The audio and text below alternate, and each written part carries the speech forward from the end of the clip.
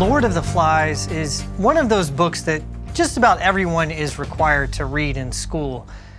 So chances are you've probably read it at some point, or at least seen the film. But in case you've forgotten the basic story, let me remind you. It's a story about a group of English boys who get stranded alone on an island. And pretty soon they start forming into groups. Some of them follow a boy named Ralph, and some start to follow another boy named Jack. And then the longer they're there, the more unruly they become. And after a while, conflict and violence erupt. And one of the boys is beaten to death. And then another one, a friend of Ralph's named Piggy, ends up getting murdered. And then finally, when it seems that they have devolved into little more than violent savagery, finally the boys are discovered by a British naval ship. And right as they're discovered, at the very end of the book, the horror of what has happened begins to sink in. And we read one final paragraph describing first Ralph's and then the other boy's response. For a moment, Ralph had a fleeting picture of the strange glamour that had once invested the beaches, but the island was scorched up like dead wood. Simon was dead. The tears began to flow, and sobs shook him. He gave himself up to them now for the first time on the island, great shuddering spasms of grief that seemed to wrench his whole body. His voice rose under the black smoke before the burning wreckage of the island. And infected by that emotion, the other little boys began to shake and sob too. And in the middle of them, with filthy body, matted hair, and unwiped nose, Ralph wept for the end of innocence, the darkness of man's heart, and the fall through the air of the true wise friend called Piggy. It's a heartbreaking ending to a tragic story, but there's something fitting to Ralph's tears. His grief is painful to witness, but it's the right response. Because what he's responding to is the horror and the devastation that have come as a result of sin. Or, as the narrator puts it, the darkness of man's heart. Childhood should be a time of innocence and friendship and play. But what happened on that island was exactly the opposite. Innocence was exchanged for cruelty, friendship for rivalry and dissension, and play for violence. Ralph knew that wasn't how things were supposed to be. He was horrified, and so he wept. And that, I suggest, that is exactly what we find taking place in the 4th chapter, the 4th poem of the book of Lamentations. After the 3rd chapter, with its talk of God's faithfulness, you might expect to find a shift away from grief and lament and toward the hope of redemption. But that's not really what we discover when we turn to Lamentations 4. Instead of hope, we find another poem filled with pain. But there's a good reason for that. First, because it's true to life. As those who have experienced trauma or grief know, it's not something that is quickly overcome. Those who are grieving may feel moments of great hope and faithfulness, like what we read in chapter 3, but that doesn't mean the sense of loss and sorrow are gone all of a sudden, that they won't return. No, as one psychologist who specializes in trauma puts it, grief is a process. There is no way to go over, around, or under. We must go through it. And that's what the poet is doing. He's pushing through the ongoing grief that the people of Jerusalem feel in the wake of their destruction. But that's not the only reason that this 4th poem is focused on lament. The other reason is that while the earlier poems spoke specifically about the horrors that Jerusalem had suffered and tried to reckon with how to relate that to the God who had allowed those horrors in chapter 2, in this chapter, the poet turns his attention, much like Ralph did in that scene from Lord of the Flies, to the destruction that comes in the wake of sin. Let me explain what I mean. The poet begins by drawing attention to how much the state of Jerusalem is in direct contradiction, the current state, it's in direct contradiction to the way things should be. Once upon a time, the children of Jerusalem were like gold and precious gems of incalculable worth. Now, he says, they are being treated as worthless, like nothing more than common clay pots. Once upon a time, the prosperity of the city could be seen in the rich and delicate food and fine clothing that the wealthy enjoyed. And now, he says, those same people are dying of hunger and covered in ashes.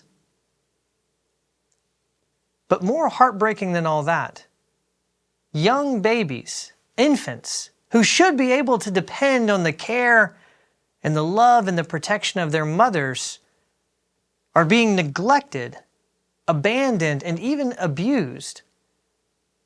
In verse 4, the poet compares the mothers of Jerusalem to wild ostriches, who were at that time believed to habitually abandon their eggs before they even hatched. And then in verse 10, and probably what's one of the most horrifying verses of this entire book, he says, "The hands of compassionate women cooked their own children. They became nourishment for them, and the shattering of my people's daughter." The Reformed theologian Cornelius Plantinga describes the effects of sin. He says it's a distortion, that sin is a vandalism of creation. A world suffering under the effects of sin is a world, he says, in which everything is not the way it's supposed to be. That's a good description of the horrors of Lord of the Flies, and it's a good description of what this poet is saying about Jerusalem. Now, of course, you could say that Jerusalem is not the way it's supposed to be because of the tragedy that has befallen them. They've been besieged, they've been attacked. But the poet makes it clear where the real cause of their misery lies in verse 6. Now, the English Standard Version, which I often refer to, it translates this verse to say that the chastisement of Jerusalem has been greater than the punishment of Sodom, suggesting that the punishment they've suffered is greater than that of Sodom. But the Hebrew of the verse is tricky, and a more literal translation, like the New American Standard Bible, is probably more accurate when it says, "For the iniquity of the daughter of my people is greater than the sin of Sodom." That's the cause of the horrors that now haunt Jerusalem. That's why things are not the way they are supposed to be. This is the direct result, he's saying, of the iniquity and sin of the people, so great that it eclipses even Sodom. That becomes even clearer in verse 13, where we read, "This was for the sins of Jerusalem's prophets and the iniquities of her priests, who shed in the midst of her the blood of the righteous." Although he doesn't specify exactly what acts of violence he has in mind with this reference to shedding blood, it's pretty clear what he's referring to. The iniquity of Jerusalem, which the prophet Jeremiah had spent years prophesying against for so long. This iniquity extended even to those religious leaders who'd been tasked with guiding and teaching the people, leading them in the way they should go. Even they, the poet says, have given themselves over to corruption and to violence. They were supposed to serve as the shepherds of God's people, but instead, they were the ones engaging in the slaughter. Of course, although we can't personally know, we can't experience and see exactly what trauma this poet witnessed, we too can relate to the horror that he's expressing. Because we too live in a world where things are not the way they're supposed to be. Our news feeds are filled with stories constantly describing the terrible consequences of human greed and envy and anger and lust and what we do to one another. And we may not know of any mothers who have been driven to cannibalize their own children, but we're all familiar with the reality of child neglect and abandonment and abuse. And while we may not have ever experienced priests and prophets acting as a violent mob and murdering the innocent, there's no escaping the horrific ongoing discovery that we hear about all the time of times when religious leaders have used their position to prey on and to abuse those under their care. The world in which we live is a world that continues to experience the horror of sin. And we would do well to follow the example of this ancient Jewish poet, the author of Lamentations, not averting our eyes, but joining him in lament. You may remember that in his Sermon on the Mount, Jesus said that blessed are those who mourn. Well, in the 4th century, a church father by the name of Gregory of Nyssa preached a sermon on that saying, blessed are those who mourn. And in his sermon, he said that the sorrow to which Jesus is referring is a sorrow, a mourning over our own sin. Such sorrow, he says, is a kind of medicine for our souls, because it leads us away from our sin and toward repentance. But then Gregory goes further and he says that the mourning Jesus is referring to, it's not just a mourning over our own personal sin, what we have been guilty of, but instead it's a mourning, a sorrow over the human condition as a whole. We ought to weep, he says, when we recognize the beauty of life as God intended it, because then we can't help but realize that things are not the way they're supposed to be. As he himself put it, should we not bewail our misfortune when we contrast our former beatitude with our present misery? What was exalted has been brought low, and what was made in the image of heaven has been reduced to earth. What was meant to rule has been enslaved, and what had been created for immortality has been destroyed by death. Both Ralph and the author of Lamentations looked at the horrors around them, and they saw in those horrors the loss, the end of innocence, and the darkness of human hearts. And they wept. And they weren't alone. 600 years after the book of Lamentations was written, another man, a man named Jesus, rode a donkey and triumphed into the city of Jerusalem. And as he entered the city, he was greeted with celebration and song and praise. If you had been present in Jerusalem that day, you may have thought that all of the city's problems, everything that Lamentations talked about, the horrors of those days, that they were all long behind, and that now at last Jerusalem would finally enjoy the peace and the prosperity that it had long hoped for. But you would be wrong.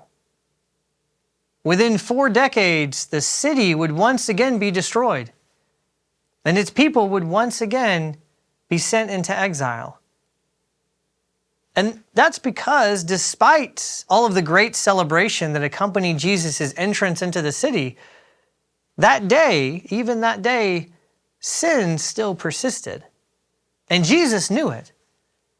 And so Luke tells us that when Jesus drew near the city, he wept over it, saying, Would that you, even you, had known on this day the things that make for peace. But now they are hidden from your eyes. For the days will come upon you when your enemies will set up a barricade around you and surround you and hem you in on every side and tear you down to the ground, you and your children in you, because you did not know the time of your visitation. Jesus knew that the iniquity and the violence that plagued the hearts of the people of the city of Jerusalem back in the time of Jeremiah and Lamentations, he knew that that iniquity was still present. And he knew the destruction that would follow. And so he wept. Jesus wept for the end of innocence. He wept for the darkness that is in man's heart. He wept that things are not the way they're supposed to be. He joined his voice with the author of Lamentations, and he taught us what it means when he said, "Blessed are those who mourn."